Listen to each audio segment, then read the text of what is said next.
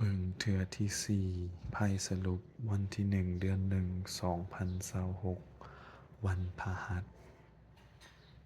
ได้ไพ่9 เหรียญความหักแกลนเข้ามาหา หรือโชคลาภเรื่องดีๆแลนเข้ามาหาคือนกเกาะในมือ สิ่งดีๆ สิ่งที่ขาดหายจะได้สมปรารถนาแมนอีหลีไว้เดอะสตาร์พร้อมเดอะสตาร์ดาวลูกไก่สิ่งที่เคยขอเคยปรารถนาขอพรจะได้ตาม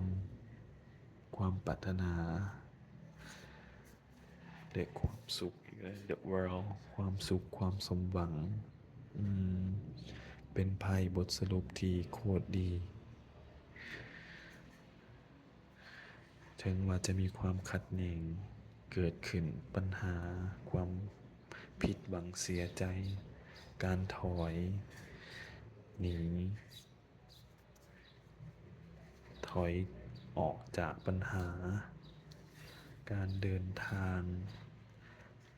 มีเหตุจำเป็นต้องเดินทาง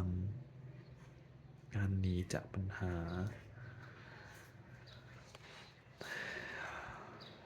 สิ่งที่ต้องใส่ความ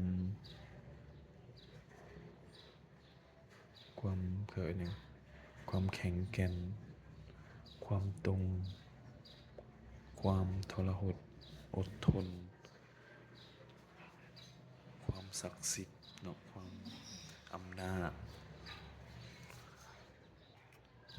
งานเกี่ยวของกับต่างประเทศเลยต่างประเทศออนไลน์ต่างถิ่นต่างแดน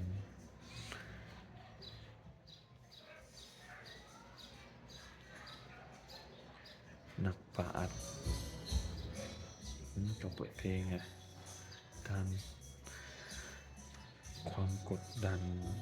โปรเจกต์ใหญ่ๆโอกาสที่มันเข้ามาหา